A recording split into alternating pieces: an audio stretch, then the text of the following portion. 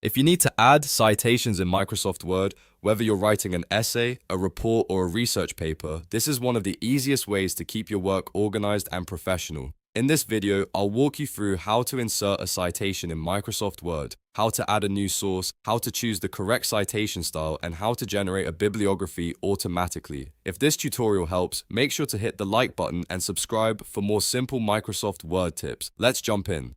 First, open your document in Microsoft Word and place your cursor exactly where you want the citation to appear. In most cases, that will be at the end of a sentence or right after the information you're referencing. This is important because Word will insert the citation at the current cursor position, so make sure you're in the right spot before you continue.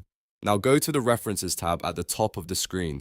This is where Word keeps all of the tools for citations, sources, footnotes, and bibliographies. Once you're in the References tab, look for the Insert Citation button. Click it, and you'll see a menu appear with your existing sources if you already have any, as well as an option to add a new one.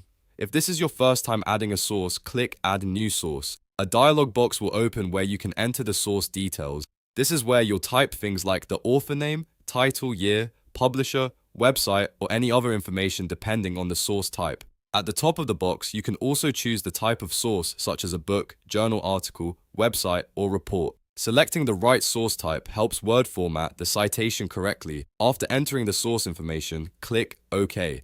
Word will now insert the citation directly into your document. You'll usually see it appear in a standard in-text format, based on the style you're using. If you need to use the same source again later, you won't have to retype everything. Just place your cursor where you want the citation, go back to References, click Insert Citation, and choose the source from the list. Next, you should choose the citation style required for your assignment or publication. In the References tab, look for the Style dropdown. Click it and choose the required format such as APA, MLA, Chicago, or another style your teacher, school, or organization asks for. This step matters because each style formats citations and bibliographies differently. If you choose the wrong style, your references may not match the required format, so always double check this before finishing your document. Once your citations are added, you can also generate a bibliography automatically. To do that, place your cursor where you want the reference list to appear, usually at the end of the document on a new page.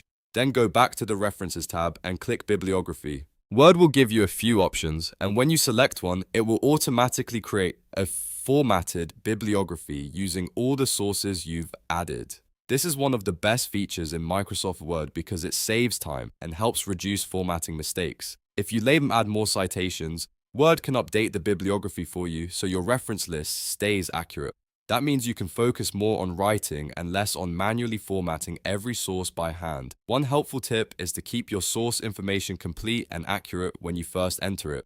That way, your bibliography will be much cleaner and easier to trust. Also, if you're working on a long paper, it's a good idea to add sources as you go instead of waiting until the end. That makes the whole process much faster and reduces the chance of missing anything. So, to quickly recap, place your cursor where you want the citation, click References, choose Insert Citation, select Add New Source, fill in the source details, pick the correct style from the drop-down, and then use Bibliography to create your reference list automatically. That's all it takes to insert citations in Microsoft Word. If you found this video useful, please give it a like and subscribe for more Microsoft Word tutorials, productivity tips, and easy step-by-step guides. Thanks for watching, and I'll see you in the next one.